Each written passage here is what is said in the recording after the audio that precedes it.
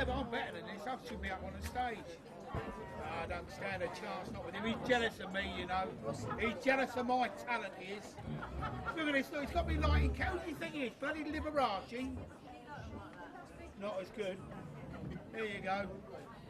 Right, they're lit now. Come on, Tone. Where is he? Come on.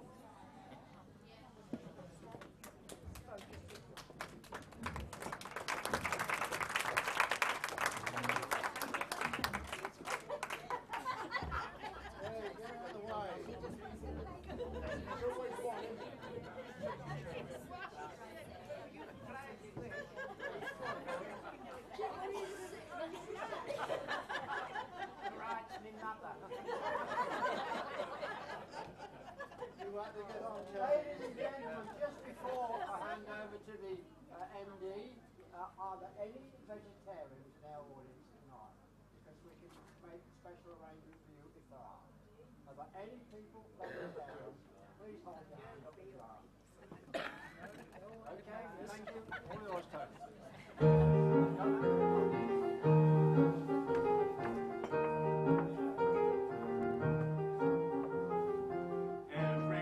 Likes to spend the summer's holiday down beside the side of the silvery sea. I'm no exception to the rule. In fact, if I'd my way, I'd reside by the side of the silvery sea.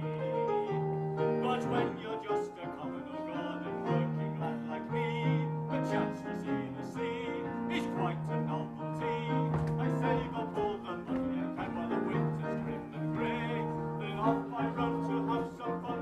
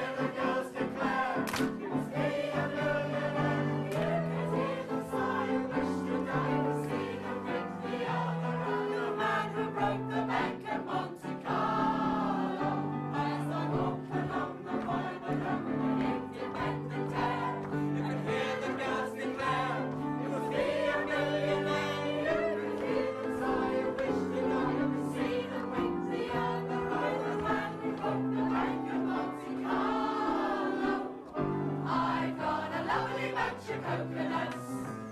And there they are, standing in a row. Big ones, small ones, some as big as your head.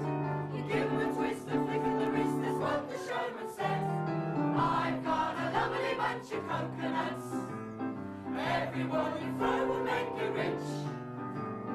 There stands my wife, the idol of my life, singing roll a bowl, a penny a pitch. Singing roll a bowl, a penny a pitch. Singing roll a bowl, a penny a pitch. Roll a bowl, singing roll a bowl, a penny a pitch. That's why we do like to be beside the seaside. We do like to be beside the sea. We do like to stroll along the prom, where the brass bands play tiddly-om-om-om. So just let me be beside the seaside. I'll be beside myself with glee. And there's lots of girls beside. I should like to be beside the seaside, beside the sea.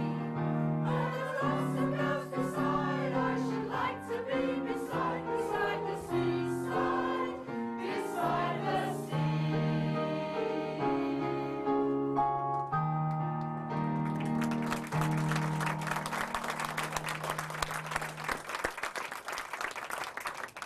Good evening, ladies and gentlemen. That was a bit feeble, wasn't it? That was the worst this week so far. I'll go ahead and come in again. It must be me, I've lost my charisma. Lost that years ago. Here we go, just imagine I've just come in. Good evening, ladies and gentlemen. Thank you. Welcome to the Revellers Music Hall. This is Professor Anthony here, who on his pianoforte, well, it's we have to call it an organ, which I don't like a lot. But keyboard. Give him a round of applause, please. Stop. You want pain. Yeah, we don't want that. Now, of course, with music hall, as you know, it's audience participation is the most important thing. And applause. I mean, particularly, these people, they do it for nothing. Why do they have to? but they do it for fun, but they do it for your applause. So can we have, for a start, just as a bit of a rehearsal for you, some applied applause, please.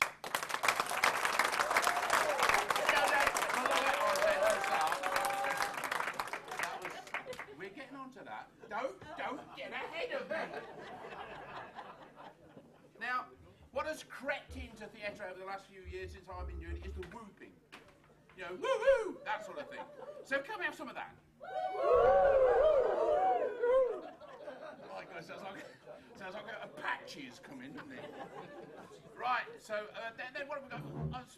As a performer of my quality, I have frequently had the stampings and the shouting for more. Can we have some of that? Well done. We're getting there now. We're getting there. Now, the nicest thing, and a fairly old-fashioned thing, was the people who could whistle with their fingers in their mouths. Any of you can do that? Right, well done, sir. Always another one down there. Good. Now, you put those all together, and that is called an ovation. No, we all like to ovate. You ovated recently, madam? Have you? What is it? Anyway, no, I don't want to go into it. So that's called an ovation. So if we put all those things together, that will be an ovation, which is the thing that we love. So can we have an ovation, please? What's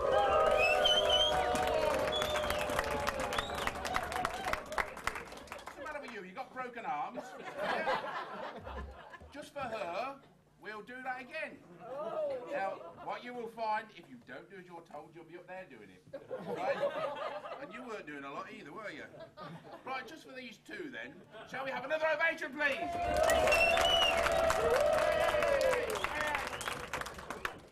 I'm embarrassed, right? No, I get embarrassed. I say. Oh. to be interrupted. The rest of you see. Yes, madam. What can I do for you? What do you call a man with no arms and no legs swimming in the sea? Well, I don't know, madam. What do you call a man with no arms and no legs and he's swimming in the sea? Bob. Bob. Yes. Yes. I'm sorry about that, but you're going to get that most of the night. They've all got a little I say, and they're going to come on and do it. Look, don't talk among yourselves. Oh. I've heard about you. You're Ray Wright, aren't you? And you like sausages. 4. You only have 4. If he comes round saying, you know, do you not want your sausages? Don't let him have them. Now, his fame, or his infamy, of course, has spread. Now, we will also get some baddies. So, of course, with the baddies... Well done, you see, you don't even do it. Or if you don't do a boo, you do a... Are you going down? No. There will be some of that. So now, what have we got first on the bill for you tonight? No, that's Act 2. Oh, this must be Act 1. Oh, yes. I recall now. Now, you've heard of barbershop quartets, haven't you? Yeah. Well, if you had 8 of them, what would you call it then? A barbershop octet. What do you call it if there's 10 of them? A barbershop tentet, I suppose. And then what if they're women? They can't really be barbershop, so it's a hairdressing tentet, I suppose. But they've decided to call themselves the B-Flats. And they're going to sing for you the old favourite, We'll Meet Again. Ladies and gentlemen, the B-Flats!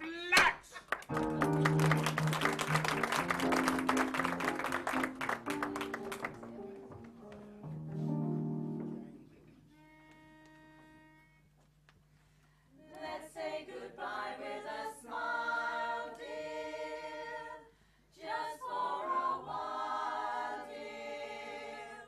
We must part, we must part. Don't let the parting upset you.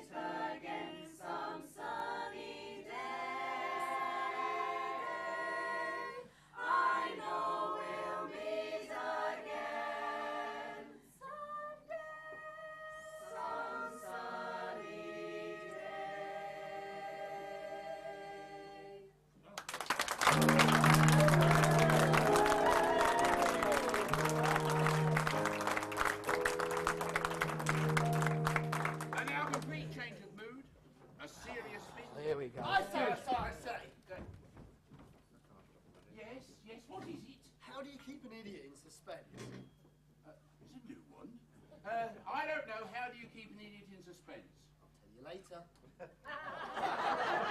Oh, me too hard, will it? Excuse me.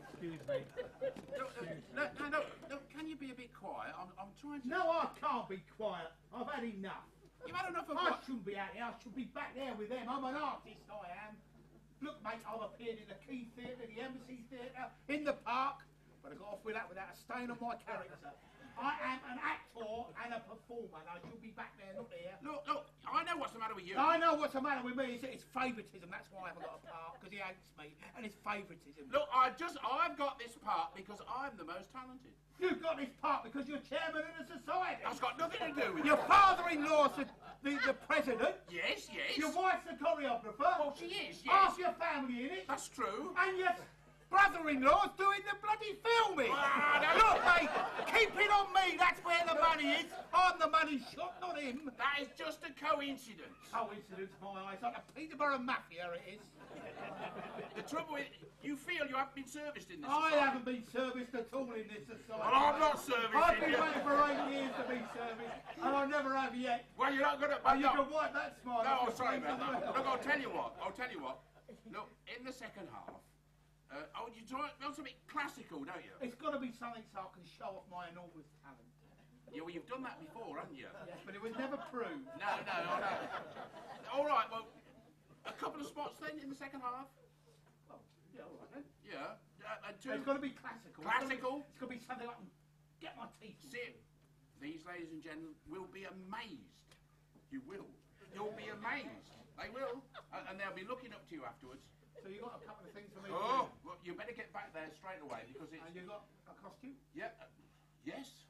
Yeah, we've got a costume. Would it be, would it be smart? And... Unbelievable. I think that's a word, yes. Unbelievable. I'll go back there then. Yeah, you go back there. I'll go and see Roy then. Yeah, go see Roy. Roy. Yeah, he'll look after you. He's not going to service me. He know you want to service you. I'm not wearing that! Well, no doubt we'll see him later. Now, what was I saying? Yes. A complete change of mood. Absolutely.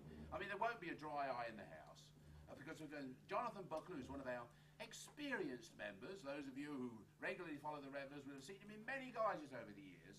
But this time he's going to bring back a thing called the Green Eye of the Little Yellow God. You know the one, don't you, that comes from Kathmandu? Yes. So it's Jonathan Buckle.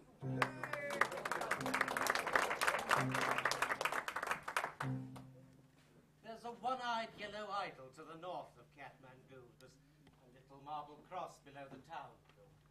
There's a broken-hearted woman who tends the grave of Mad Kuru, and the yellow god forever gazes down. He was known as Mad Kuru by the subs at Kathmandu. He was hotter than they felt inclined to tell, but for all his foolish pranks, he was worshipped in the ranks, and the colonel's daughter smiled on him as well. He had loved her all along, with a passion of the strong, and the fact that she loved him was plain to all. She was nearly 21, and arrangements had begun to celebrate her birthday with a ball. He wrote to ask what present she would like from Mad Kuru. And they met next day as he dismissed his squad. And jestingly she told him that nothing else would do but the green eye of the little yellow god. On the night before the dance, Mad Kuru was in a trance, and they chaffed him as they puffed at their cigars, but for once he failed to smile, and he sat alone a while, then went out into the night beneath the stars. He returned before the dawn, but with his shirt and tunic torn, and a gash across his temple dripping red. He was patched up right away, and he slept through all the day, and the colonel's daughter watched beside his bed. He woke at last, and asked if they could bring his tunic through. She brought it, and he thanked her with a nod. He bade her search the pockets, saying, "That's from Mad Kuru." And she found the little green eye of the god. She upbraided Mad Kuru in the way that women do. Both her eyes were strangely hot and wet. But she wouldn't take the stone, and Mad Kuru was left alone with a jewel that he chanced his life to get. When the ball was at its height on that warm and tropic night. She thought of him, hastened to his room, and as she crossed the barrack square, she could hear the dreamy air of a waltz tune softly wafting through the gloom. His door was open wide, with silver moonlight shining through. The place was wet and slippery where she trod. An ugly knife lay buried in the heart of Mad Carew. 'Twas the vengeance of the little yellow god. There's a one-eyed yellow idol to the north of Kathmandu. There's a little marble cross below the town. It's a broken-hearted woman tends the grave of Mad Carew, and the yellow god forever leaves his down.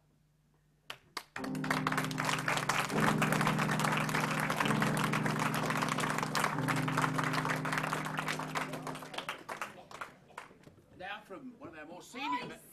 I say. Yes, what is it? I dread to think what it is. What is it? Which bird is always short of breath? I don't know. Which bird is always short of breath? A puffin. I forgot to do the...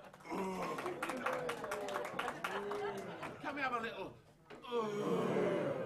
So if you can't laugh at the jokes, at least you can do that. As I was saying, from one of the most experienced members of our society to one of the least experienced, and the smallest, and the youngest. He may be the smallest in stature, but he's got a huge talent. And he's... trying to remember what he's going to sing for you. I know what he's going to sing for you. He's going to sing, I Want a Girl.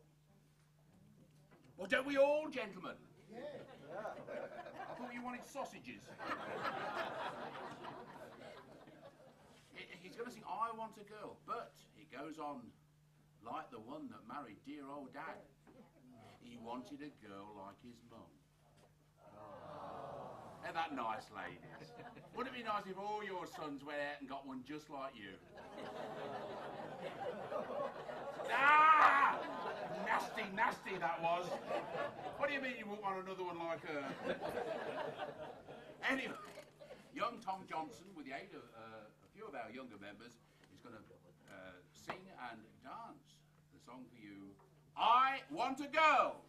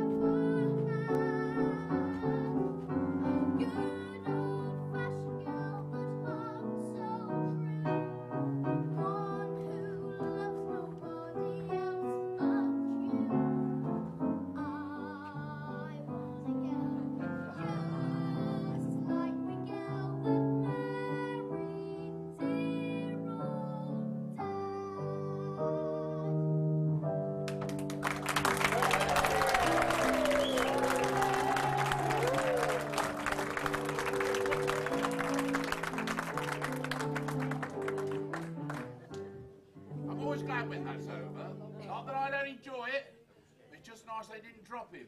I say. Yes, sir, what is it? What's the difference between a bad archer and a constipated owl? What's the difference between a bad archer and a constipated owl? I don't know. The archer can shoot, but can't hit. The owl can hoot! I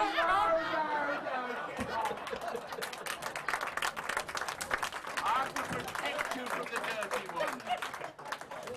Now, as I was saying, we've got an amazing amount of talent within the society. And, I mean, this particular act, I mean, it's a gift, I think you would call it. It's a gift, yes.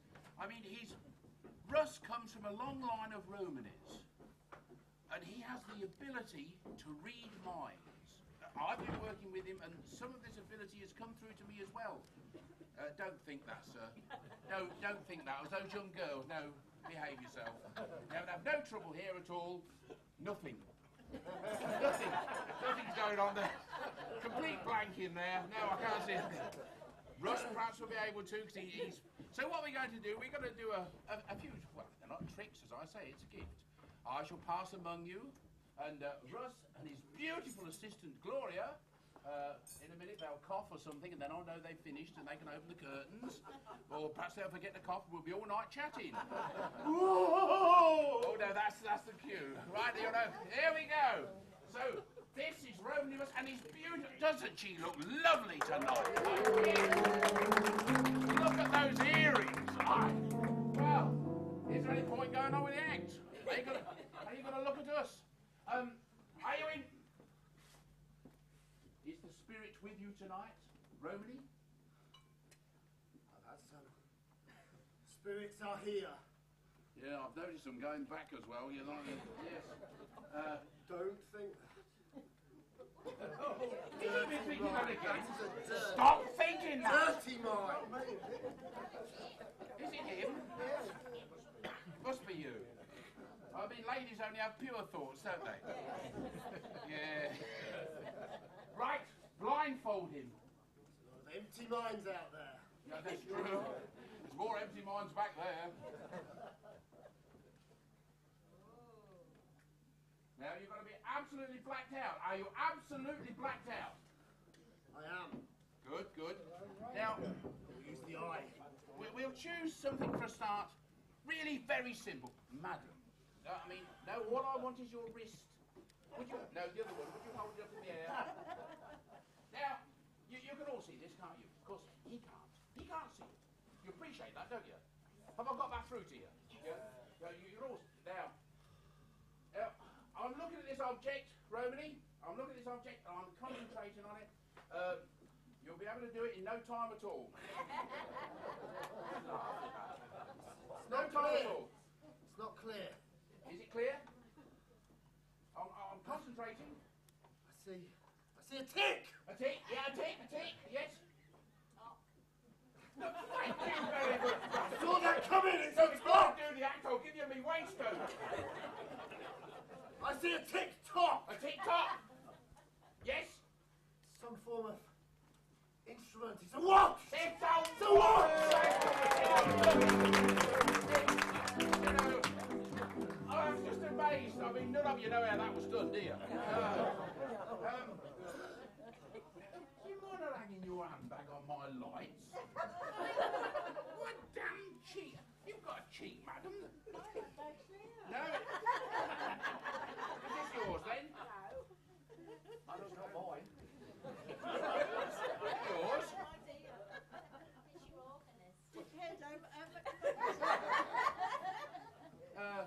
Well, it's one of yours. It's one of yours. I don't think it is yours. Why would it be? But look, well, this will be in it because I mean, even you can't see what's in here, can you? I mean, this is a true test. Romany, I've got this handbag here. Now, by golly, the things women have in their handbags.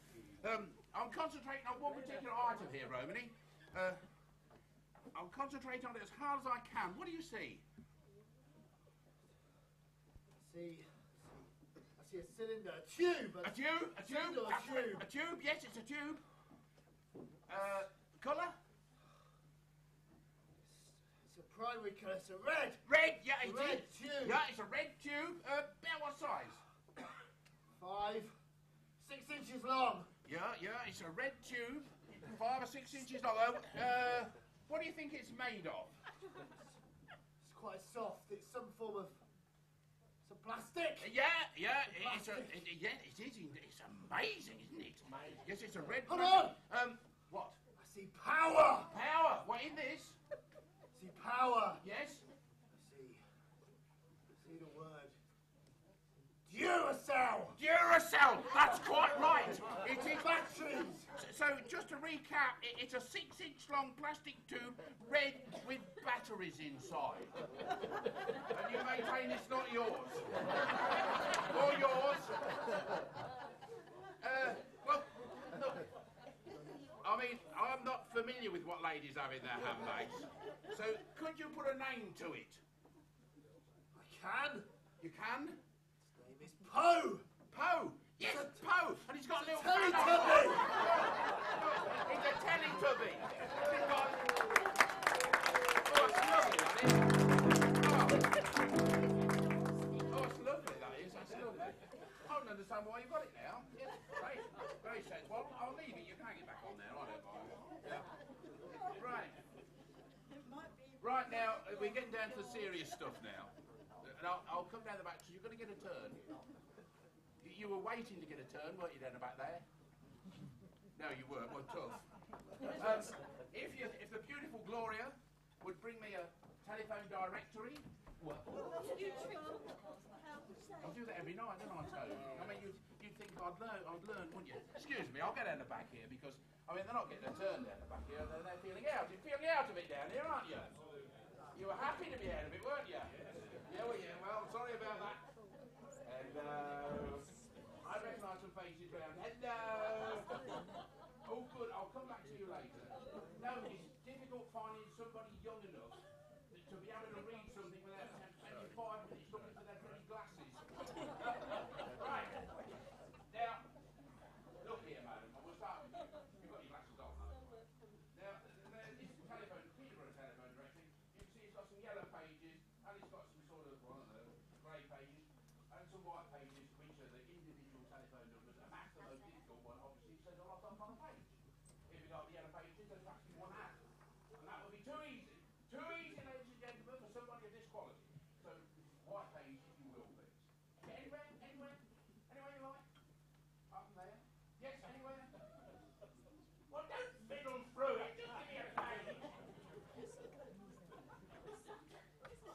Yes, that will do. So, this is the page now, of course. She's opened it, but of course there is our two pages. So you, madam, do you want the right one or the left one? Yes, you. Yes. The left one. The left one, that's this one, isn't it? Left. Left. So that page is 624. I'll send that through to you. 624. Now, of course, as you look here, madam, this has got 4 columns on that page. So, right. So, from the left, 1, 2, 3, or 4, which column do you want? Right. So it's the far right hand, the 4th column, on page 624. Is it coming through to you? 600. We'll make it a bit more difficult than that. Look, sir. This is the column, top or bottom? Bottom. It's a man who likes bottoms. Good. That's what we like. So it's the bottom of the right-hand column of page 624. Now, I'm doing my best, The but... voices. What? I can hear the voices. Voices? Has anybody got their radio? I see. Voices, right? I see something from the kitchen. Fred. Fred? Yeah, I'll see where you're going. Fridna. Yeah, I'm trying my best. Fridna. Yes? Pridmore. Pridmore. Yes. Pridmore. I don't suppose you can give us an initial. I'll try. I'll do my best here. E. I see an E. E for Edward. Yeah, there's 2 actually. I don't suppose. Is it possible? G. I see a G. E.G. Pridmore. Yes. Just let me find somebody who can read. And there they go. Oh, we found somebody. Can you look at the name at the bottom there? Yeah, on it. Well, I don't want to know whether you can read it. What is the name there?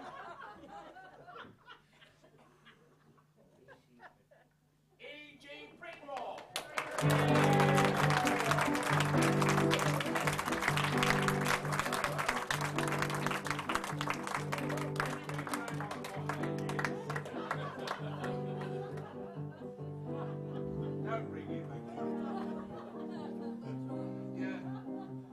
mean, that was truly astonishing, wasn't it? And I mean,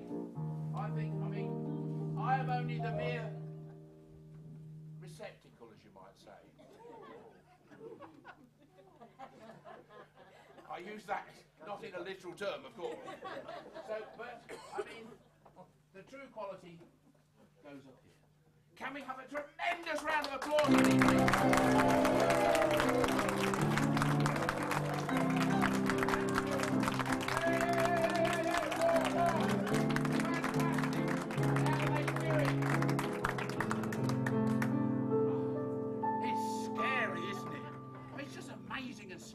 they do these things. I don't know how it's done. Right, what have we got next?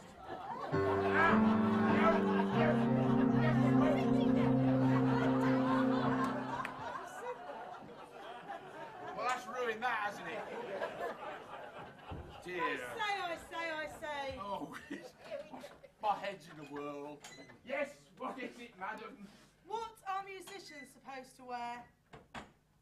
Well, I don't know. What are musicians supposed to wear? Cords. Yes. Now, as I say, we've scoured the country. You know, as far as Gedney Hill. Now, we've gone that far to bring you talent here tonight. But instead of just distances, we've gone now through thousands of years. 20,000 years. Can you believe it, ladies and gentlemen? They've thawed out. What am I saying?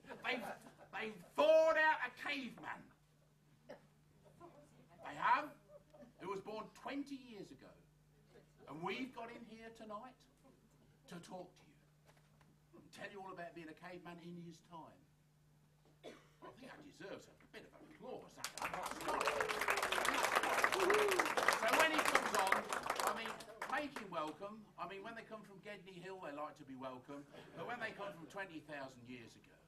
So, ladies and gentlemen, put your hands together, please, for the caveman!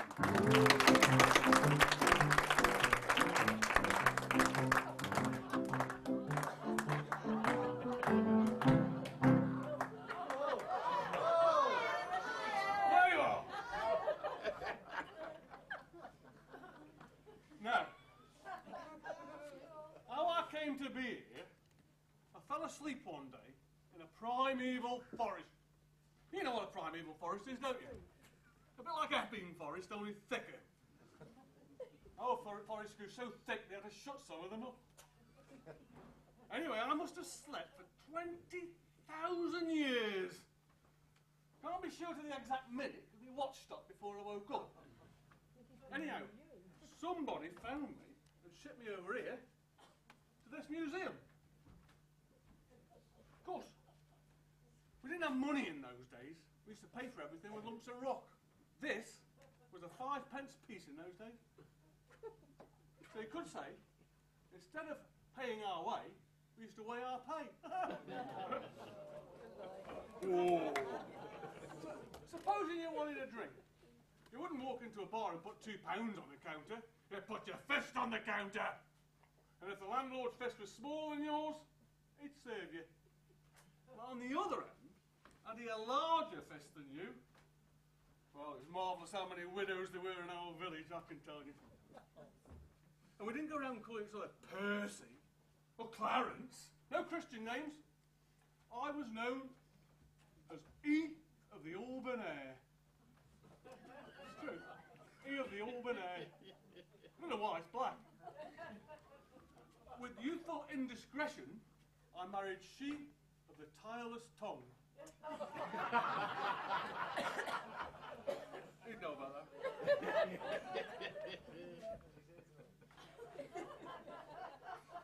I furnished a lovely cave out for her, draped with seaweed, filled with rocking chairs. You know, more rock than chairs. And everything was lovely until I found out that in my absence, she'd been breaking bread with E of the knotted knee. Here's the knotted knee! Cost me any amount of rock to keep that out of the papers. I must have spent the Giant's Causeway on it. Mind you, I have to admit to having some sympathy for old Knotted Knee. He was married to she of the fearful face. Apparently he'd met her at a masked ball. She hadn't got a mask on, only he thought she had. Hence the error, you see. We had pure minds in them days. That's why we went about like this. I was very badly treated at home till my 14th birthday. No, worse than that. Oh, yeah. I don't know why my father changed towards me. Maybe it was because I was big enough to fetch his beer. And I was really sporty. I won the Derby 3 epochs in succession with my stud of flying alligators. I used to breed them myself. That's true. And I used to play football for the Rock Oil Ramblers. I was known as E of the anxious ankle. You used to use lumps of rock for a football, and when you'd broken 10 toes, you became an international. I didn't play 2 minutes before I became an international. They were really rough with me. By the end of the match, I was wearing Blackburn Rovers colours, black and blue and bruises. Yes, true. And we had funny ways of making love back then. Oh. Well, supposing 2 men were in love with 1 girl. You used to toss for her. Not with coins. You used to toss each other over cliffs. Of course, the one that lost was no good to anybody. I think I'll give you a little song. I'm on show in the morning, I'm off show at night. My flint head spear is polished and my manners are quite a Paleolithic. Imagine if you can, a most terrific, no Pacific, prehistoric man. And I'm on show in the morning, I'm off show at night. My flint head spear is polished and my manners are quite a Paleolithic. Imagine if you can, a most terrific, no Pacific, prehistoric man.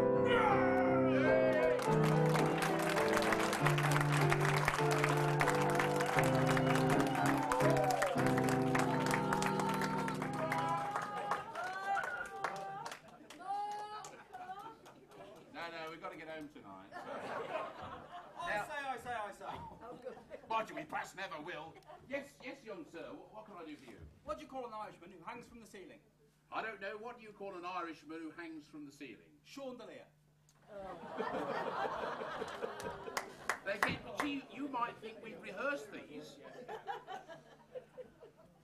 Now, your big moment now. Community singing. Now, and you've got some sheets in front of you, haven't you? Well, those of you who can see them.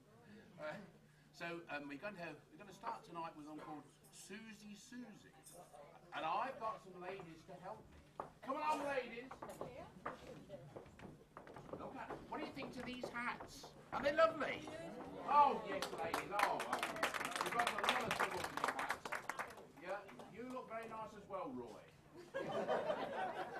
He's a sort of a stage manager, he sells raffle tickets, props, electrician. Well, in fact, he's it. There's the rest of us in front of the stage and he's backstage. That's it. Anything you want doing backstage, he does it. Isn't that right, ladies? Yeah. He's a busy lad. Yeah. Right, so, Susie we're going to start off with.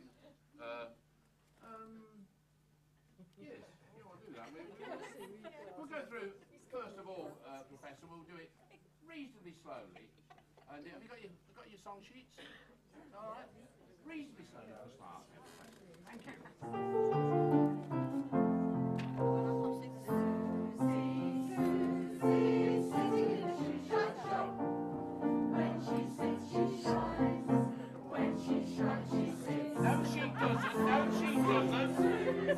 Sitting in the shoe shine shop. She sits and shines and shines.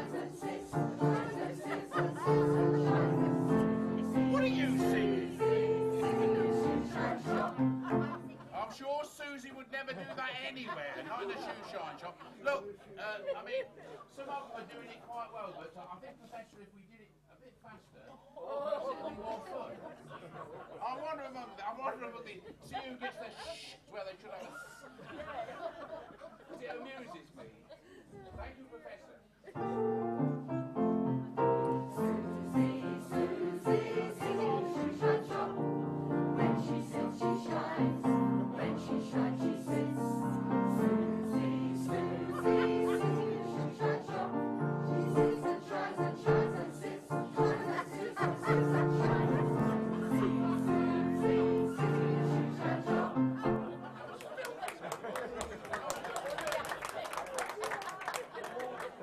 Once more, Professor, and this time really quick.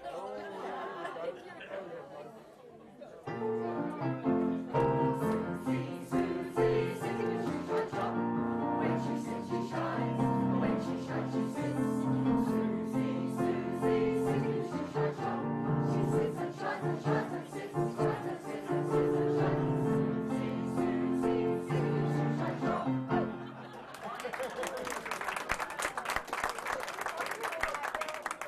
I'm never going to that shop for a shoe shine. I'll tell you that. There'd be something on your shoe, but it wouldn't be polished. Now, no, to be a little more serious now, if we can. Pardon me cuddling you, sir. Well, it's quite nice, actually. Now, we've not been getting on great with our Far Eastern friends of late, so we thought, while we were doing this music hall, we had a look at their national anthems. And in actual fact, they were quite easy, the words. And one national anthem, the one we're going to do tonight, is even easier because it's the same tune, believe it or not, as our national anthem. And this is Siam's national anthem. Now the girls have got the words up here. So there it is. So I would like you to sing this with some dignity, please, because it is the national anthem of a country that we want to keep good relations with. And well, do your best. Thank you, Professor. What an Siam! Oh, what an Siam! Oh, what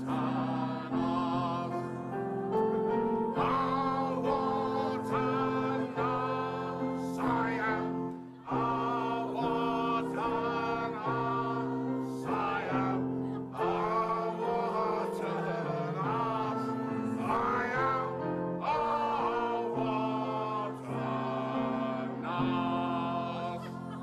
well, there you are. I always think it's nice to know that the audience know who they are.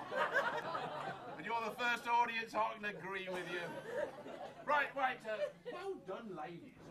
I mean, the hats were good, but they sang very well, even though I must admit, I heard the odd shh in there when they should have been a you heard it as well, didn't you? It's that one. It's this one here. I think she got new teeth. Anyway, thank you, ladies. Thank you very much.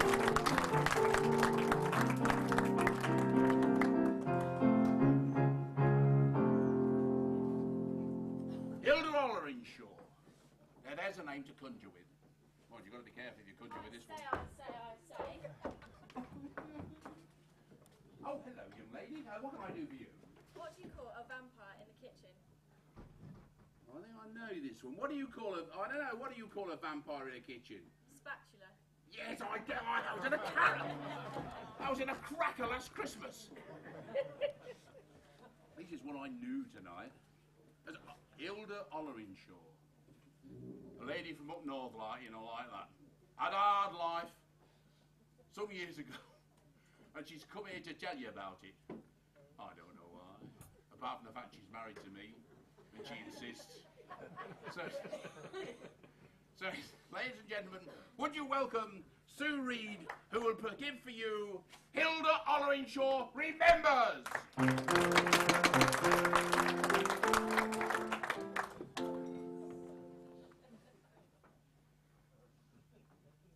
I remember when pants were pants. You wore them for 20 years and then you cut them down for pan scrubs. Or quilts. we made some lovely quilts out of Celanese bloomers. Every gusset a memory. Not bras though, because they wouldn't lie flat. Anyway, nobody wore bras round here till after the war. We stayed in and polished the lino. And the girls weren't always having hysterectomies like they are today. If something went wrong down below, you kept your gob shut and turned up the wireless.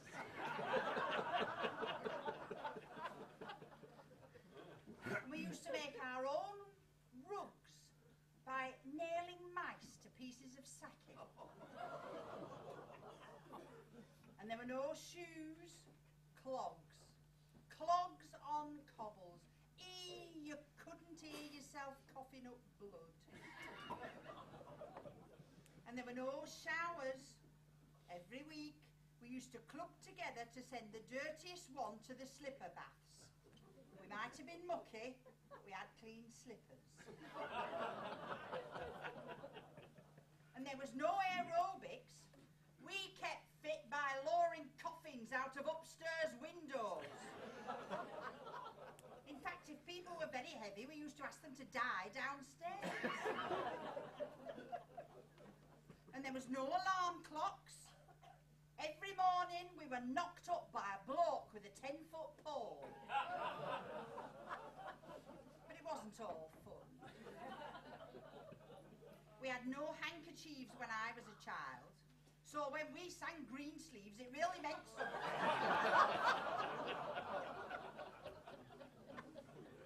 But I think things were more neighbourly then. Like if someone was ill in bed upstairs, the whole street used to let themselves in and ransack the parlour. But it wasn't all gloom. My brother went to Spain, which was very unusual in those days. Mind you, it was the Spanish Civil War and he was shot for trying to paddle. I always remember the day our street came down. Arms and legs sticking out the rubble. I think the council should have let us know. Anyway, I can't stand here talking to you all night. I've got a nice bit of cellular blanket for me supper, and I don't want it to spoil.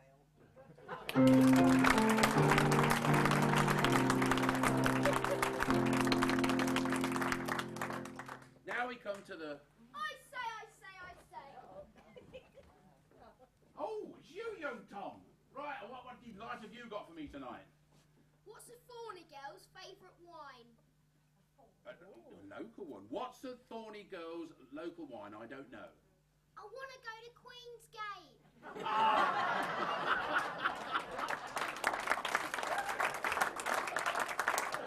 Oh, there you are, you see. I've heard that one before. As I was about to say, before I was so rudely interrupted, we now come to the last of our acts in this first half. In fact, it's a medley, a Cockney medley. And then after that, it's sausage and mash. We don't seem very keen on it, do you? I mean, are you keen on it? Well, I'm enjoying this. Are you? Oh, right. Well, I'm sorry about that, but you've got to go. Now, the interval is unusual, in as much as in a theatre you would say, there'll be a 20-minute interval, and we want you back on the dot. We'll ring a little bell.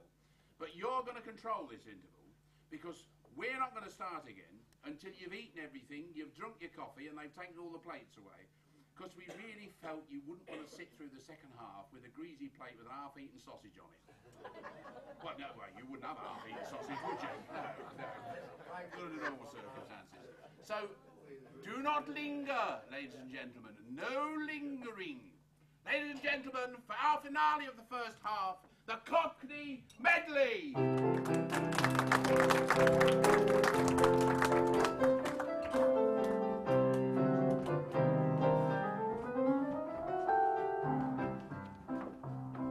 When I was a nipper, only 6 months old, me mother and me father too. They didn't know what to feed me on, they were both in a dreadful stew. They thought of tripe, they thought of steak, or a little bit of old cod's roe. I said, pop down to the old cook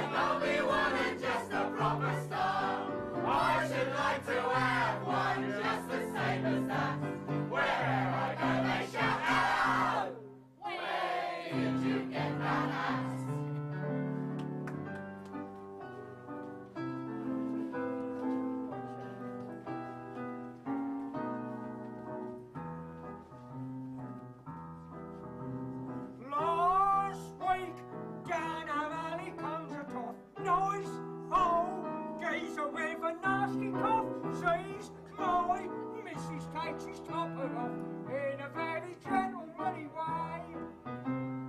Mum says, hey, I have a tale to tell. You're rich. Uncle Tom from Camberwell popped off. Recent which you ate yourself, leaving you his little donkey shame.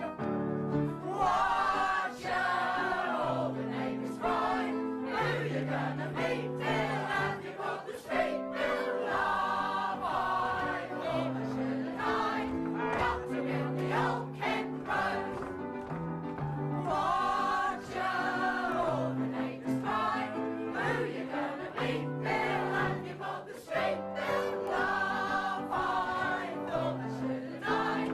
But up to build the old Kent Road. We had to move away 'cause the rent we couldn't pay.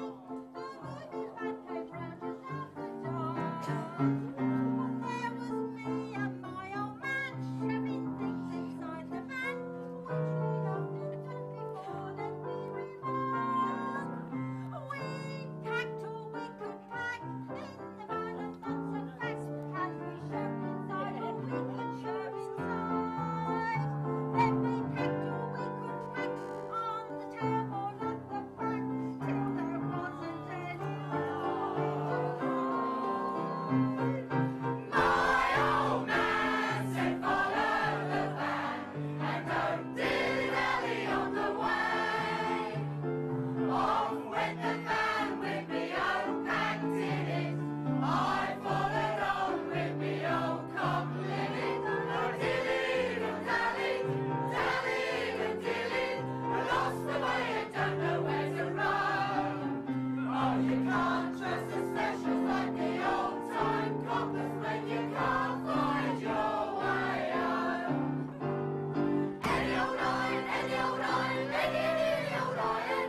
You look sweet, talk about drink. You look dapper and at your feet. Dressed in style, brand new time, your father's old retire. Why would you touch me, oh, what shame, old lion, old lion. Any old lion, any old lion, any old lion. You look sweet, talk about drink. You look dapper and at your feet. Dressed in style, brand new time, your father's old retire. Why would you touch me, oh, what shame, old lion, old lion.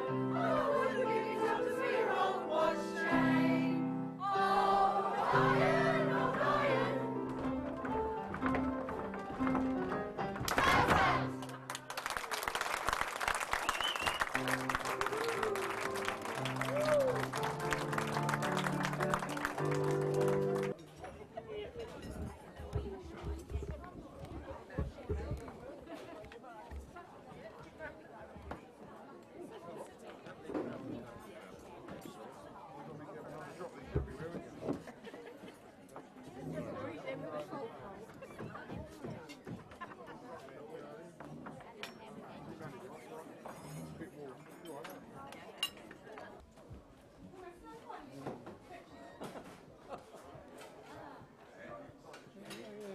Sausages, yeah.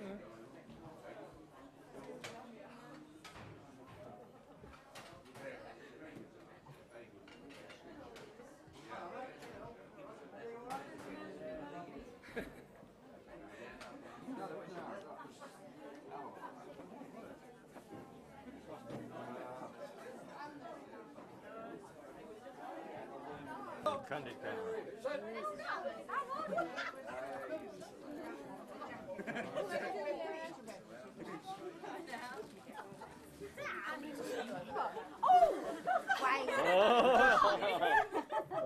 It's that man with the It's not as bad when it's been standing a while. I'm going out to get me sausage. Hey, cameraman, do you want to buy me a drink? I'm not joking here, I want a drink.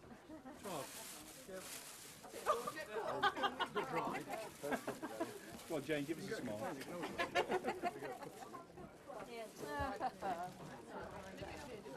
Would like a drop more? You. I'm alright, thank you, sir. Hey, you. Buy me a drink. Whoa! This is the X-rated version. Actually, this is rather nice. Actually, quite very, very comfy, isn't it?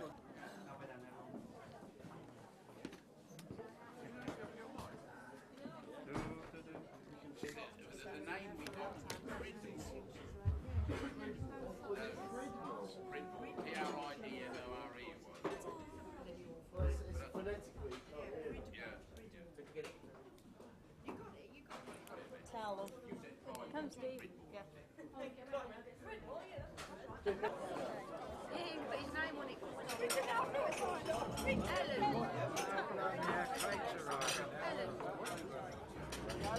One, two, happy birthday to you. Happy birthday to you. Happy birthday, dear friend. Happy birthday to you.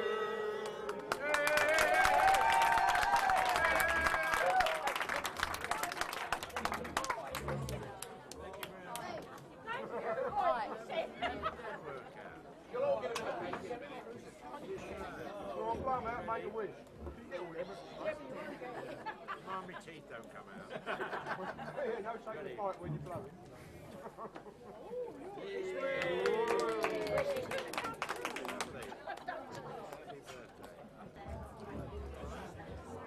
Yeah, off we go. Off you go, Tom.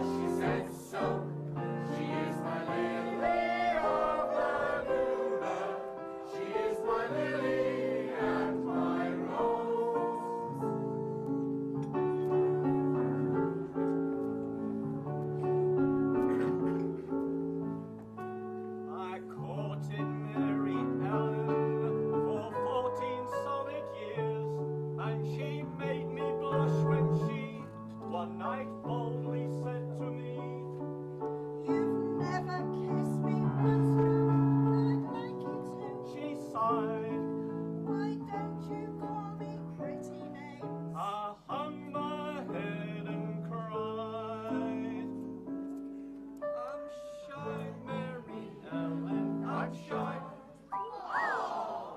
does seem so naughty, oh my. Kissing is nicey, I've often heard say, but just how to do it, I don't know the way.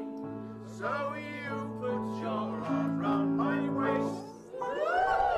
I promise I won't scream or cry. So you do the kissing and cuddling instead, 'cause I'm shy, Mary Ellen, I'm shy. He's shy, Mary Ellen, he's shy. He does seem so naughty, oh my. Kissing is nicey, I've often heard say,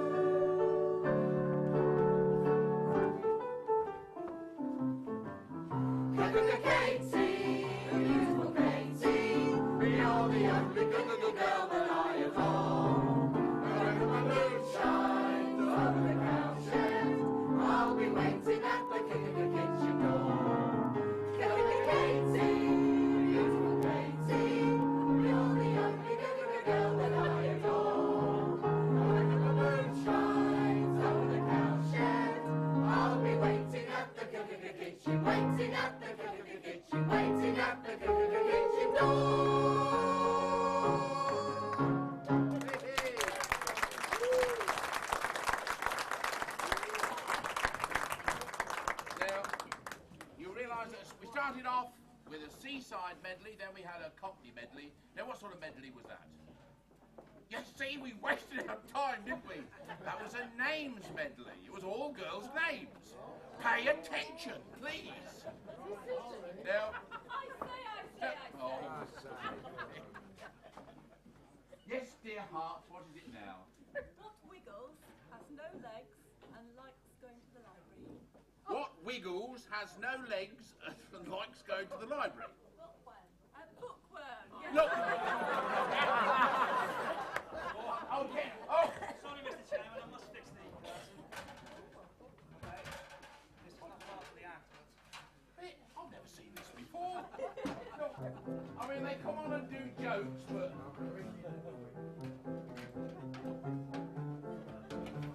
I say. While he's doing that, what do you call a scouse in a 3-bedroom detached house? I don't know. What do you call a scouse in a 3-bedroom detached house? A burglar. Ah, see, the curtain's got stuck, has it? Oh, right. Oh, right. You see, yeah, this is real life theatre, folks. It's not television. We can't rewind it and start again, say we'll cut that bit out. No, we can, in fact, tonight. I say. Yes, what is it? What do you call a scouse girl in a shell suit? I don't know. What do you call a scouse girl in a shell suit? The bride. Have we got any people here from Liverpool? What's wrong with Scousers? Pardon? What's wrong with Scousers? I think they're lovely. Have you finished? I say. Yes. What goes woof tick, woof tick, woof tick? I don't know. What does go woof tick, woof tick, woof tick? A watchdog. No, can you hurry up? I can't stand too much more of this. I say. What did the earwig say as he fell off the wall? I don't know. What did the earwig say when he fell off the wall? Here we go. That's another one of those that came I say. What do you call a scouser in a suit? I don't know. What do you call a scouser in a suit? The accused. Thank you, Roy. Yeah, I told you he does everything. He's going to do a strip later, ladies, if you hang on. Thank you, Roy.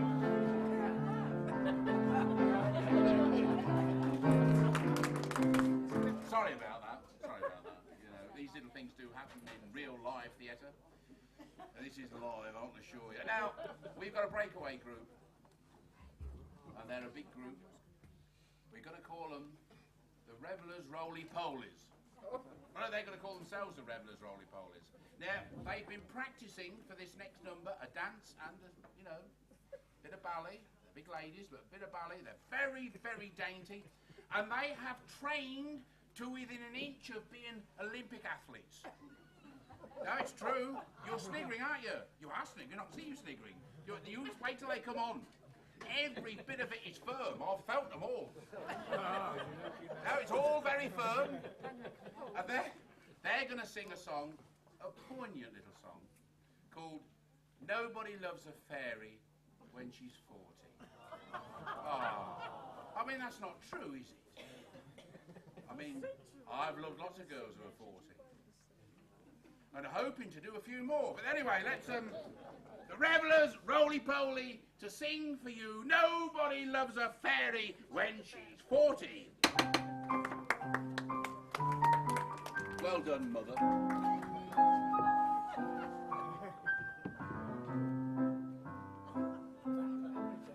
Nobody loves a fairy when she's 40. Nobody loves a fairy when she's old. She may still have a magic power, but that is not enough. They like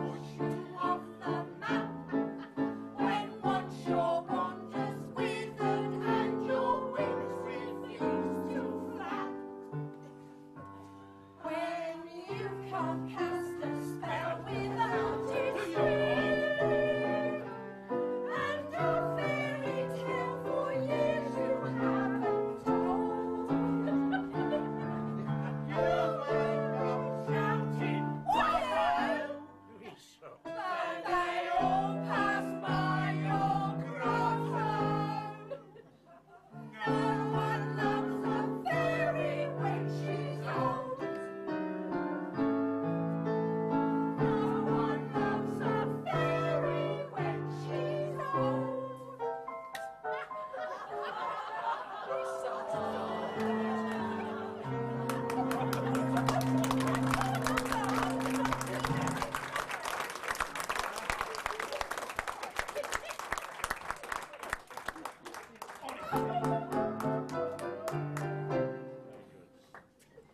that it? Is that all you want me to do? What? Don't you think I'm better than this? I know I'm better than this. Well, I said something classical, didn't I? I think he looks very nice, don't you? It's certainly nice and cool. Yes. You can get the air into vitals, can't you? You can indeed. Well, I know. There's a wind out there, I know where it's I going. know. Well, you ladies know about these things, don't you? Can't you get me? Can't I have something that was sort of more in keeping? Well, didn't I tell you? Would I break a promise? Would I have him coming on here looking silly? Yeah. No, seriously. A couple more numbers and you come on in the suit, suave, debonair, and come on and do the number, yeah? I'll give him Bobby Darren, yeah? Well, James Bond, really. Really? Yeah. You see, you're a bit keen now, aren't you? Yeah. Go off and get your suit on. I will. Yeah. Can I keep the dress? Yeah, I'm having one of the old ones.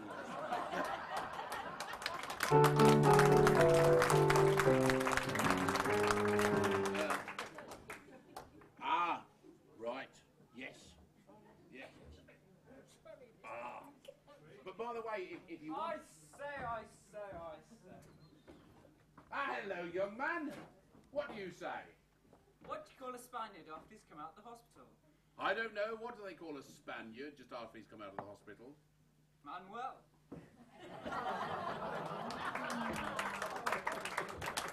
Did you know that one? No, you didn't. Well, you'd have said if you had, wouldn't you? You'd have spoiled that lad's little joke, wouldn't you?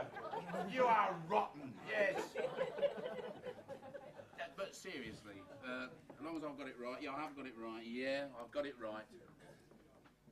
The next act is a poem. Victorian poem. Well, it's not Victorian, it's a bit after Victorian. It's 1914. 1914 was a terrible year, really, on railway stations all over Europe, in Germany and France and England and Italy and everywhere. Young women were saying goodbye to their sweethearts, their husbands, sons, brothers, because they were going off to fight the Great War. Millions of them, I mean literally millions, never returned. And there's a little poem called The Girl at the Station, which was written at that time. And Helen Linford is going to recite that for us now. Helen Linford, The Girl at the Station.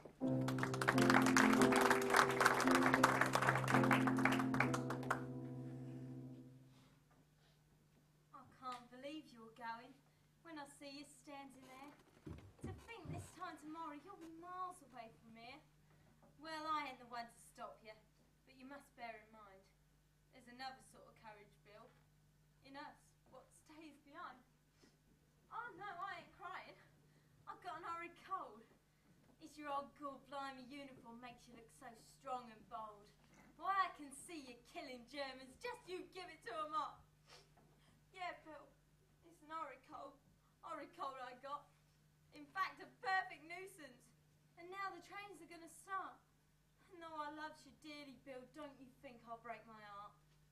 No. Goodbye, old boy. God bless you. Yeah, I'll write and you'll write too. Goodbye. Lord, yes, I love you. God, he's gone. What shall I do?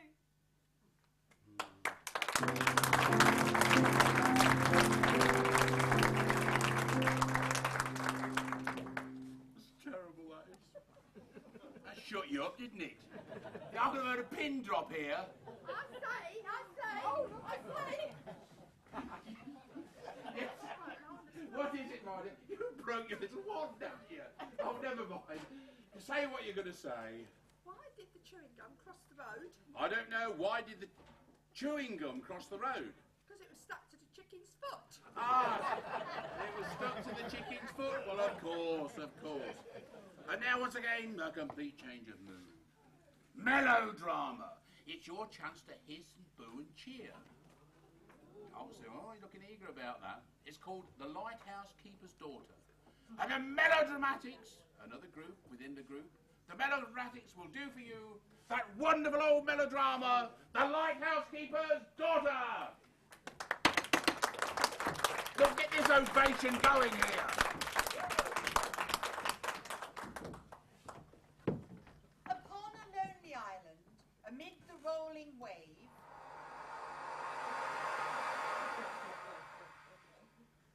there stands a lonely lighthouse, whose base the salt seas lave. A strong and stalwart keeper, with wife and daughter fair, resided in that lighthouse and kept it shining there. One sunset, as the maiden gazed sadly out to sea, Alas, she thought, how empty your life appears to me. Now can it be adventure has wholly passed me by? So far from all excitement must I both live and die. ah, little knew that maiden if truth or not she spoke, or that when least expected, life has its little joke. That night her doughty father climbed up the narrow stair.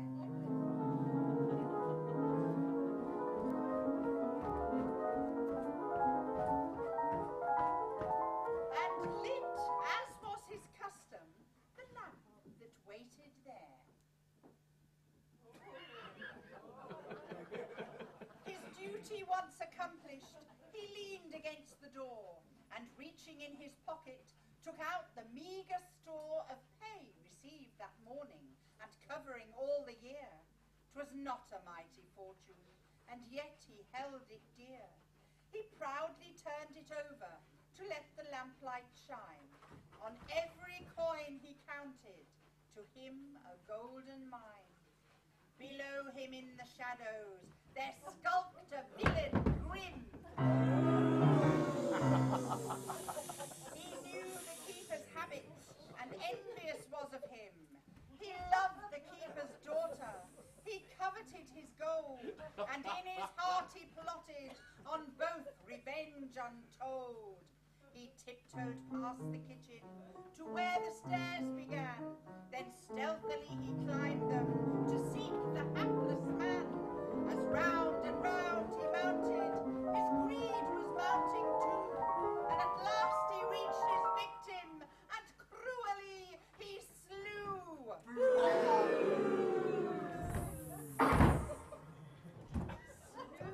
Dagger. Forthwith he snatched his dagger and wiped it on his pants. He never gave the keeper a single backward glance. He grabbed the bag of monies and started down the stair, nor stopped one breathless moment until he gained the air.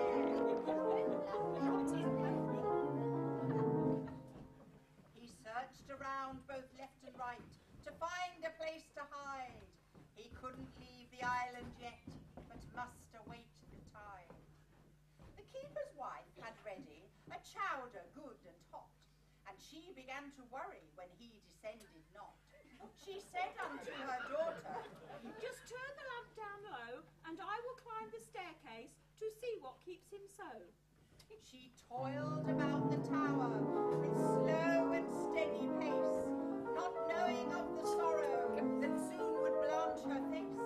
Around and round she mounted with quick and laboured breath, while on the stairs above her lay a grim and ghastly death. A cry rang in the darkness.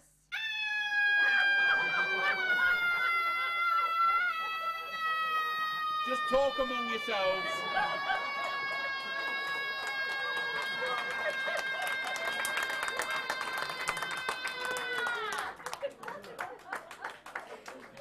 A shriek to freeze the blood as the keeper's lowly helpmate bewailed her widowhood.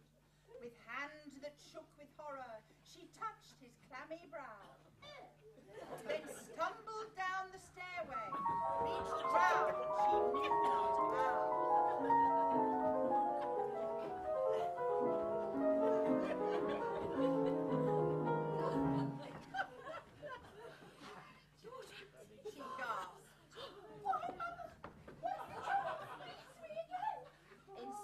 of tears and sobbing.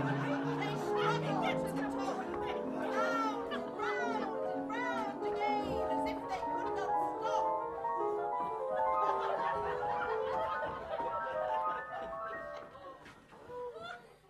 Quick, daughter! Fetch a doctor! The stricken mother cried. Without a word, by terror spurred, the daughter duly hied.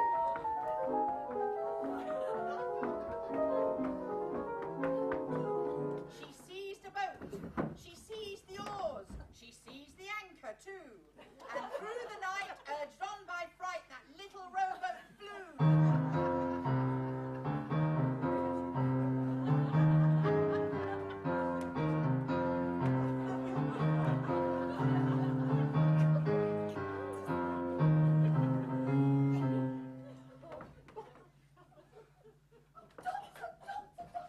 She sobbed with every breath. If it were fate, come not too late to save my pa from death.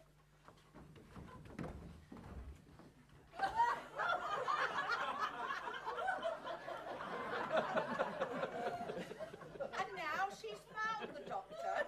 Again the oarlocks click. Oarlocks. Against the foam she rows him home. Thinks he. This girl is slick. They pass the dashing currents. They pass the rugged rock. With might and main, despite the strain, they reach the mountain light after dock. Then upward, ever upward, the breathless couple toiled to where the wounded keeper with blood the floorboards soiled. Then downward, ever down. Downward, ever downward. They bore the sorry load. Into the cosy kitchen, gasping breath they strode.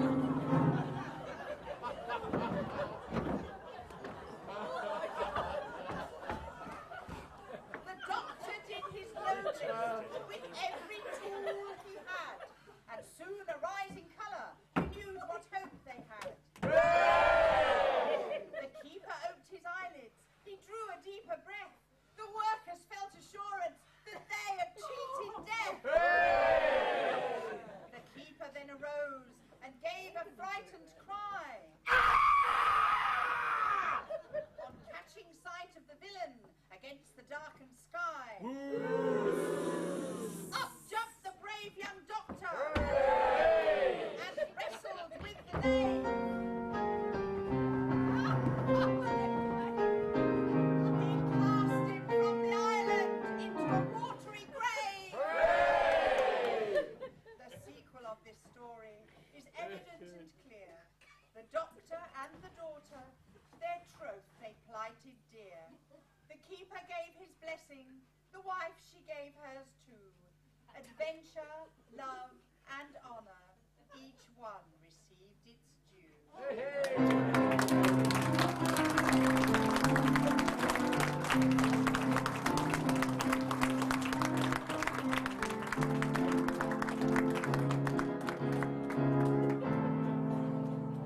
It's different every night.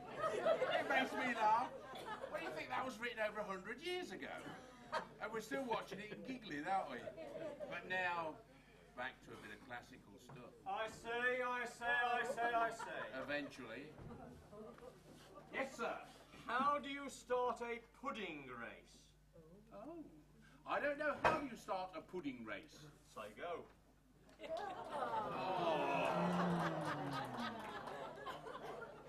Yeah, we have from the steps of Crowland. Well, no, the steps of Crowland, we brought genuine Russian ballet dancers. For your pleasure. I mean, as I say, you know, no expense has been spared here. So, they are called the Pot-Offs. And I might add, during the week, those peas in this place, very small place, have been lethal. I hope you didn't have too many tonight, because when we get to the end and we start seeing some rousing stuff, by golly, we got trumpet voluntary in here. So, know what I'm talking about, madam? I thought it'd be too innocent. Yes. Anyway, a bit of ballet. Ladies and gentlemen, may I present you for the first time in this area, the Pot-Offs!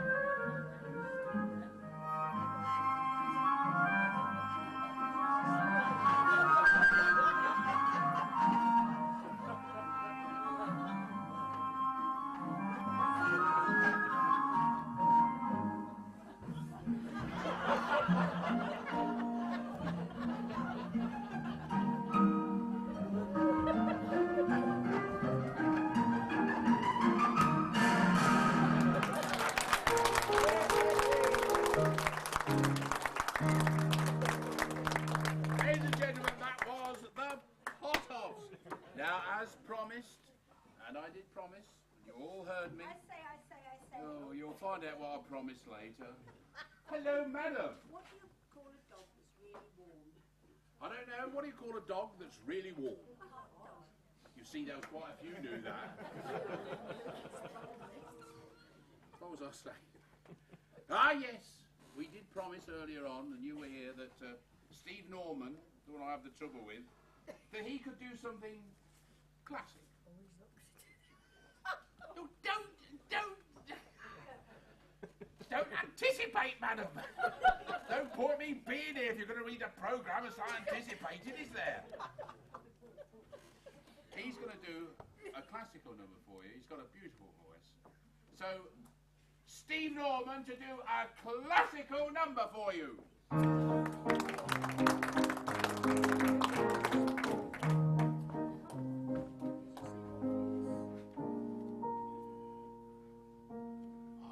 wanted to go on the stage, and now my ambitions I've got 'em. In my grey pantaloons I'm the rage. I'm the hole in the elephant's bottom.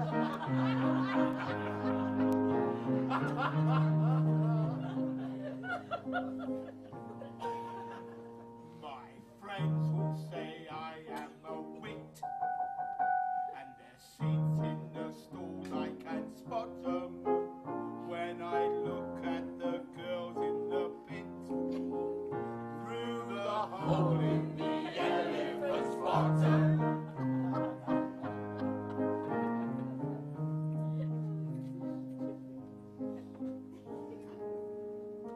One night I had some bad luck.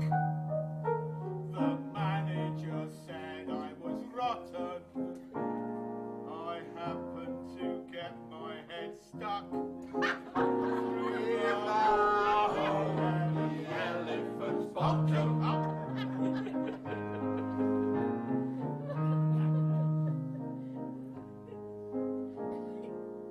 My part, it is not very large. Oh, thank you very much. Thank you. You'll have to put up with this. Infamy, that's what it is. They've all got it in for me. Thank you, Professor. Let's have a bit more decorum. Very music serious. as well. Sorry? You want music as well? Yes, please. You want a bonus? No, just turn your hearing aid up, mate. Oh, right.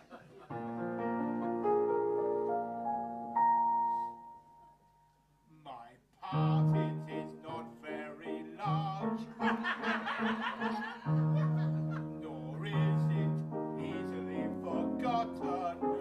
If you're looking for me, come and look through the hole in the elephant's bottom. Oh, the hole in the elephant's bottom. Every single elephant's got.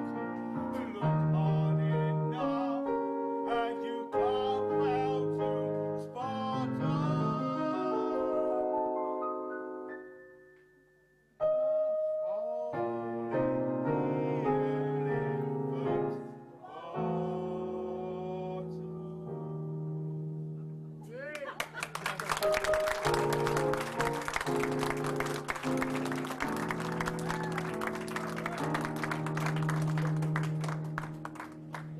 Now, the reason they were so eager to put the curtains back up again... I say.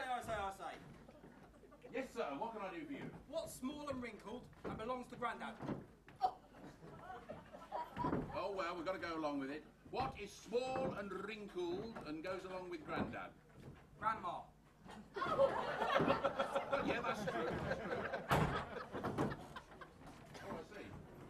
We're not going to go curtains. Well, as I was saying, I've been doing sort of local theatre for some years.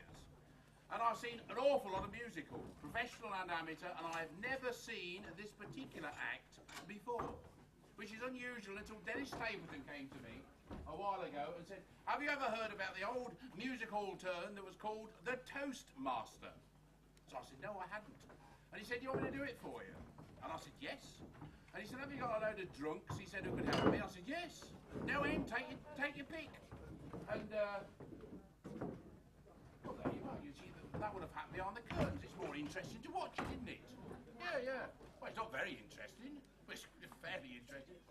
Right, well, you can, the chorus can come on now, I suppose.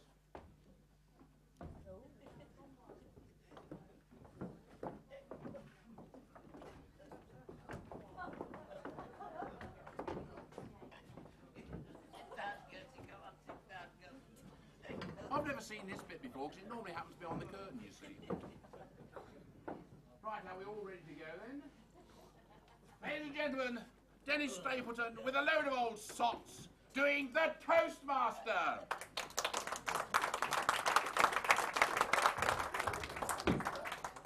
God's sake, what's going on? First it's the curtains, now it's the carpet. This is the second time the carpet stripped somebody up. What? You're sorry? I damn well think you are sorry. We can soon get another stage manager, you know. Okay, be careful next time. Let's get on with it then. Mr. Chairman, time for the toasts. I don't like toast. Not toast you eat, Mr. Chairman. Toast for the VIP guests. Oh, get on with it. My lords, ladies and gentlemen, the British Ambassador, His Excellency Lord Fortescue, will take wine with the best Arabian Ambassador, His Excellency Count Bobalescu. It gives me great pleasure. It still does occasionally.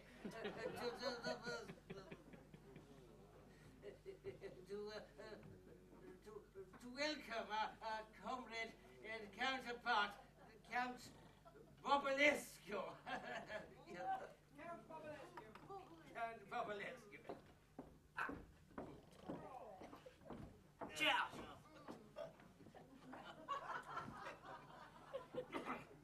God, neat gin. Should have a good time tonight. Hello, ladies and gentlemen.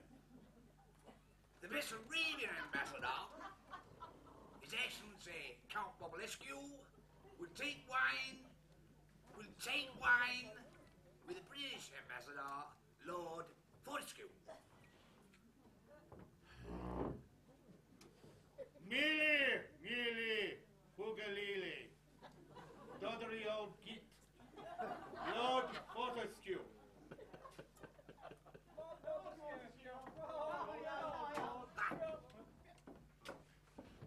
Cheers.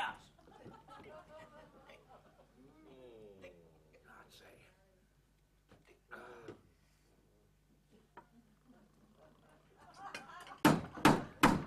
Hello, ladies and gentlemen.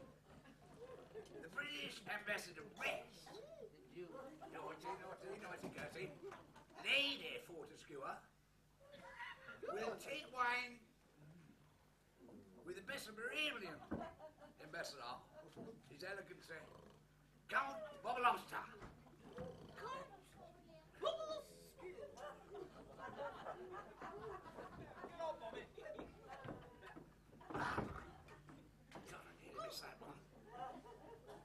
Cheers.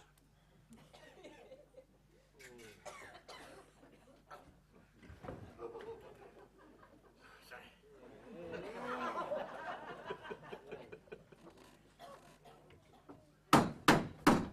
Hello, ladies and Germans. Yeah, jelly me. The Bishop of Arabia, Ambassador, Count Bubble Wobble, will take wine with the British Ambassadoress, Lady Fortescue. Mealy, Hoogalini. She's a cheeky gal in a cheeky world. Lady Fortescue.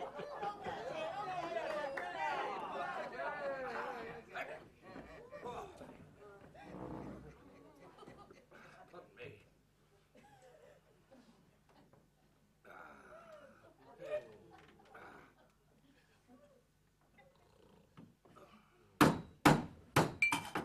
Hello, ladies and genitals. The British ambassador and the British lady who's undressed, Loll and Lally Fork and Spoon, will take wine. We'll take wine. Hey! Oh, look it up. Hey, we'll take wine. With the best of beryllium, alabaster, Count Bubble hat. Bubble hat.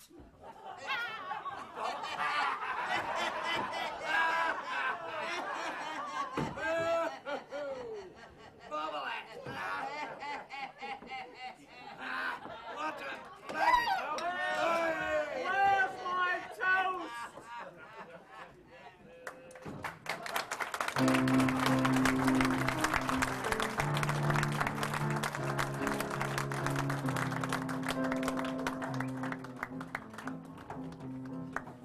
Now,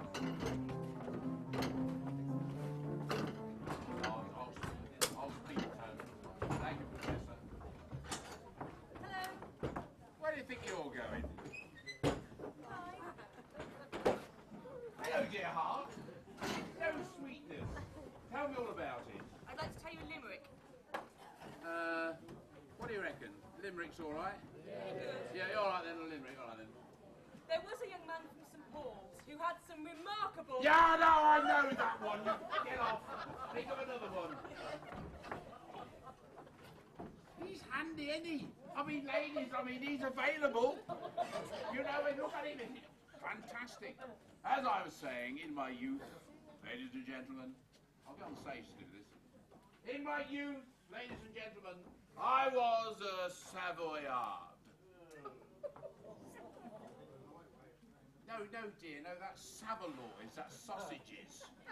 No, a Savoyard is somebody who sang at the Savoy Theatre during the great days of Gilbert and Sullivan. And they were called Savoyards, the Gilbert and Sullivan Players. And I'm going to sing you a song tonight from the Mikado. Wonderful song called Titwillow. A gentle little song about a little bit for you once. And then me and the ladies will sing it through, and you will join in the tiny chorus. And we'll split it up between ladies and men. It's very simple. I'll stand this side in the light. Well, I don't know, you hardly see her over there, can you? A pity that, never mind. Thank you, Professor.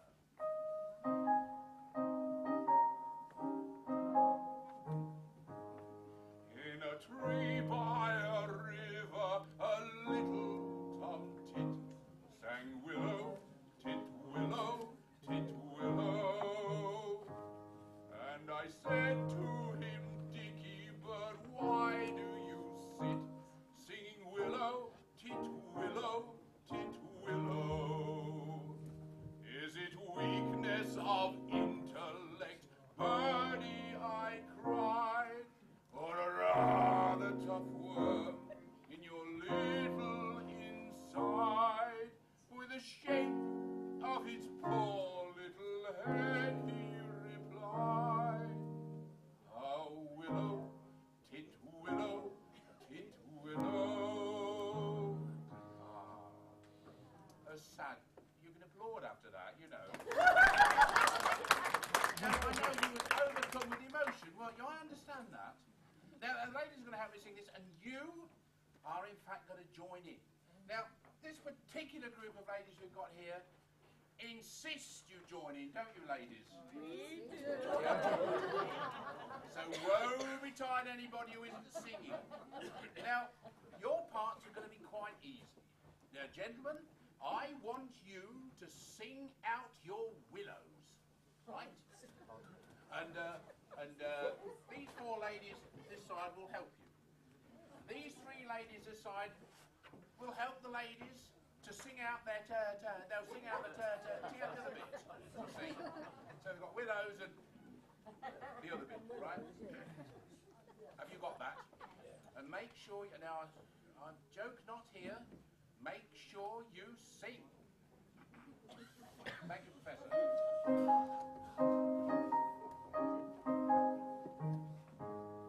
In a tree by a river, a little tom-tit sang willow, tit, willow, tit, willow. And I said to him, Dicky bird, why do you sit singing willow, tit, willow, tit, willow? Is it weakness of intellect, birdie, I cried, or a rather tough worm in your little inside? With a shake of his poor little head he replied, ah, willow, tit, willow, tit, willow. I think we've got a big tit back there. Now, was that all right, ladies? No. Not singing. He wasn't singing. What, this one here? Well, you better go and get him up here. Throw him in there. Right, did I warn them? I warned everybody, didn't I? Get him up here. Does he like being chastised? Right. You're asking the right. What's going on here? Yes. Not our night tonight, is it? What did you do? Oh, it's the birthday boy. It's the birthday boy, you see. Right, sir. Now, you've got to sing out your willows. You have. Now, gentlemen, you have got to thrust your willows out far more than that. Your willows have got to be thrust forward. And ladies, your turn. You've got to sing louder, ladies. Must sing louder. So, thank you, Professor.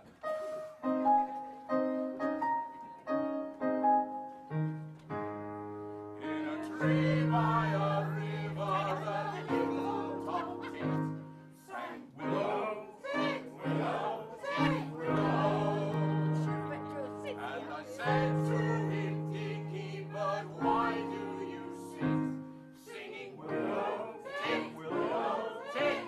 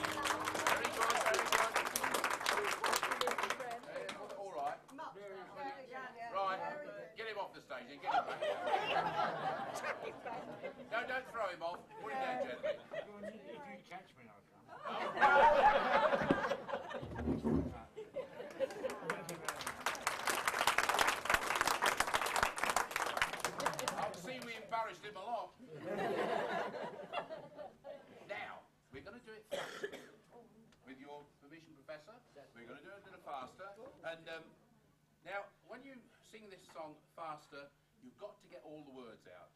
The enunciation is very important. Noisy lot down. The enunciation is very important. So you've got to get gentlemen.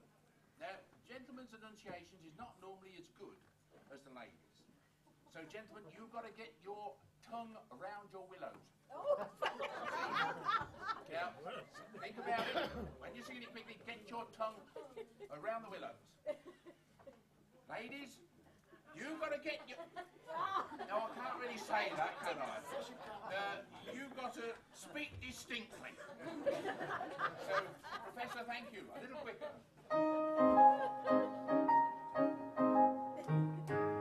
In a tree by a river, a little tomtit sang willow, willow, willow.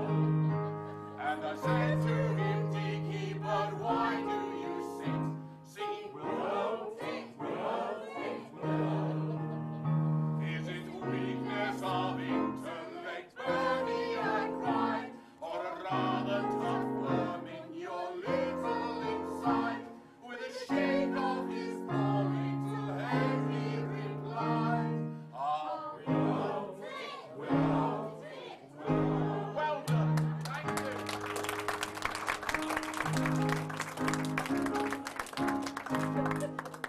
Take a bow, ladies.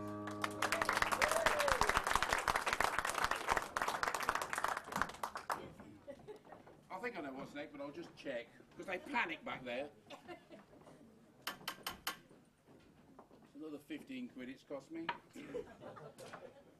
Ah, yes. Yeah, now I've got to read this one out. I can't just say this one in case I say. Yes, madam, what is it? Why can't two elephants go swimming at once? It's ridiculous. I don't know. Why can't two elephants go swimming at once? They've only got one pair of trunks. You haven't heard that one, have you? You know all. Clever clogs. I heard that one either. Very good. Yeah, I've got to read this because it was written by the person who's actually going to perform it. So she said, get it right, Clive. So I know what you are, waffling about the place. Get it right. So here it is. And now, for the beautiful and talented, she said, Sue Reed, who will now sing for you the First World War song, I'll Make a Man of You. Now, this particular song has more to it than you think. It's not just a musical song. What happened in 1916-17? They would sing this in the music hall, and they'd have a sergeant behind who would have a pocket full of shillings. And she would be up there with her ladies, and she'd persuade young men of the right age to come up there, and she'd get them to accept the king's shilling. And if they did, they were in the army. 6 weeks later, they're at the front. Bang, more than likely anyway. So as you can see, and she'll come among you and bring a few of you up and see if you'll accept a shilling.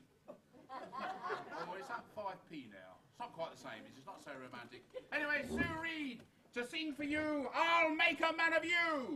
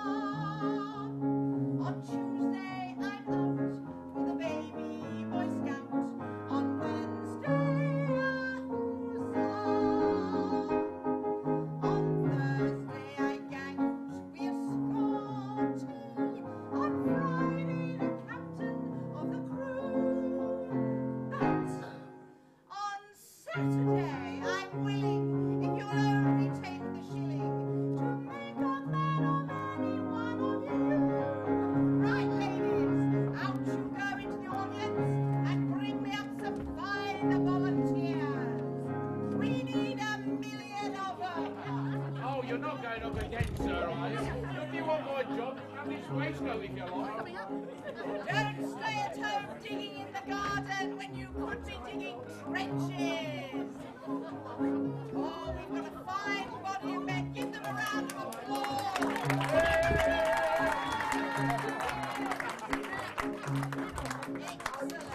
Excellent. TV's fixed.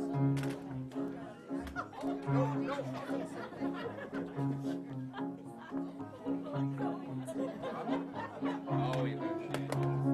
But you have to switch it on again. It'll switch on. I've done. I teach the tenderfoot to face the powder.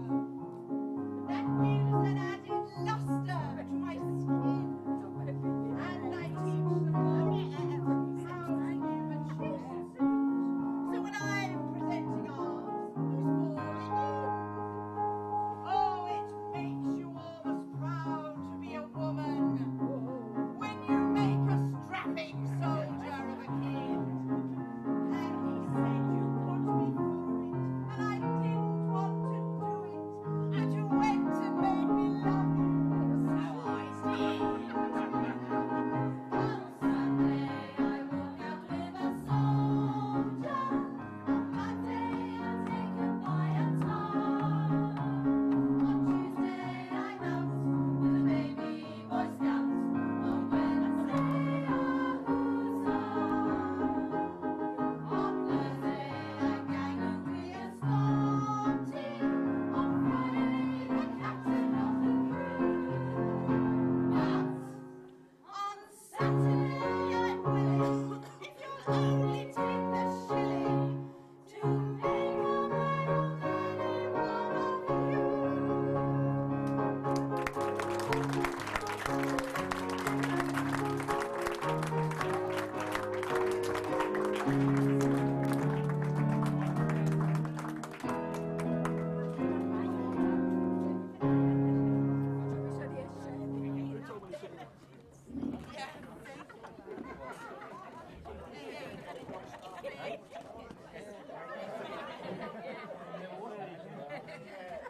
Yeah, we'll give you a fee afterwards, sir. You've done so much tonight.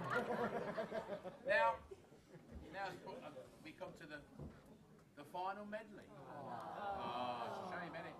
But we better before the rest of the lights go out. Now it's going to be a patriotic medley. You know, we're going to sing all the old patriotic songs that you all know and love. Well, I think most of them you'll know and some of them you'll love. And we're going to start off with Joanna Linford, who will lead this. So, a patriotic medley starting by Joanna Linford.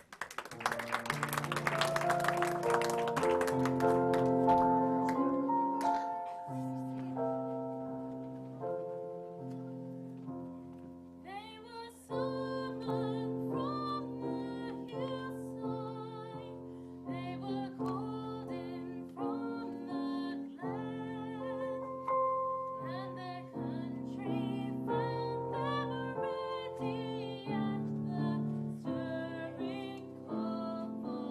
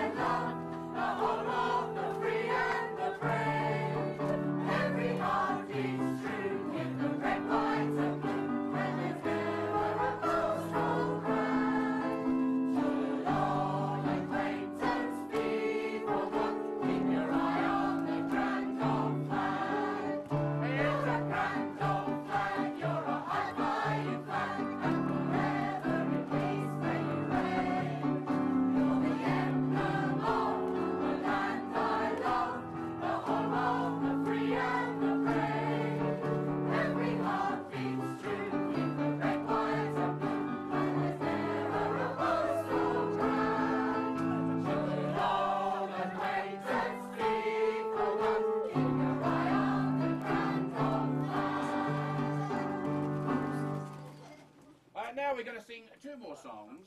It's a long way to Tipperary to pack up your troubles. But we haven't really got time to sing them both, so we're going to sing them both together, if you see what I mean.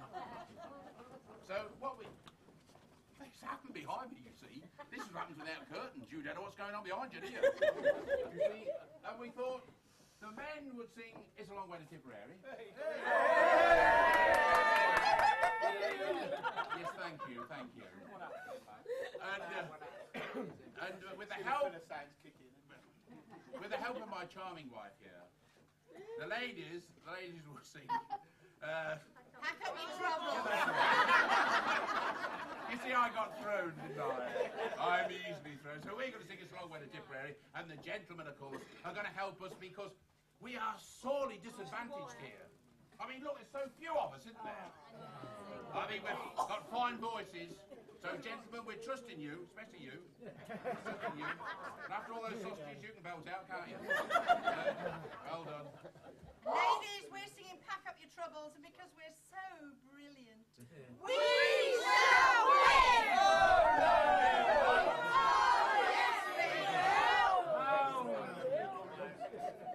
We shall see. Gentlemen, you watch me. Thank you, Professor.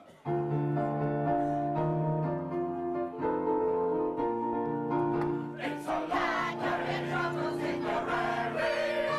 It's a long way to song. It's a long way to Tipperary, to the sweet place now I know. For always we could believe, farewell Leicester Square. It's a long, long way to Tipperary, and my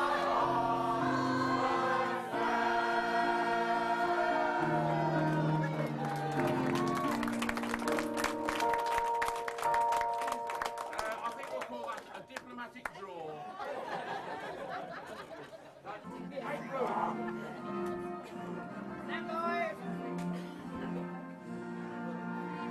Rule Britannia, Britannia rules the waves. Britain never, never, never shall be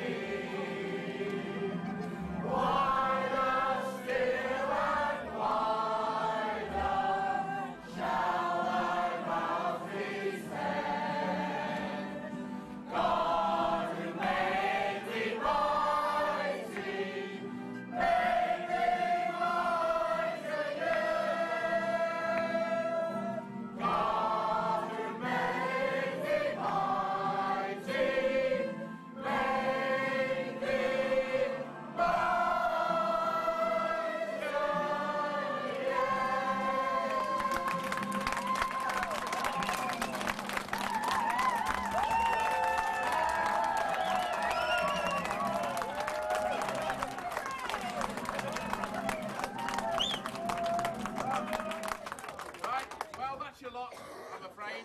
But at the end of April, we will be doing a play here. What do you Right, we will be doing a play here.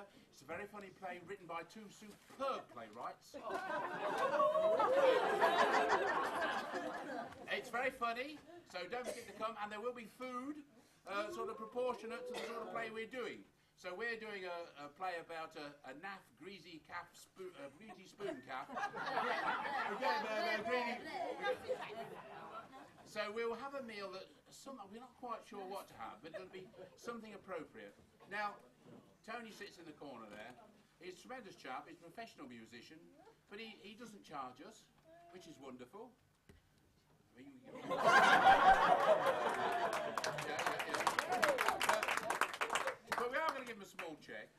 I mean, not as payment, because if we paid him about £1 an hour, we couldn't afford it. It goes on for so long. But we just give him a small amount of cash so that he can get drunken with his wife, just to show our thanks and our affection.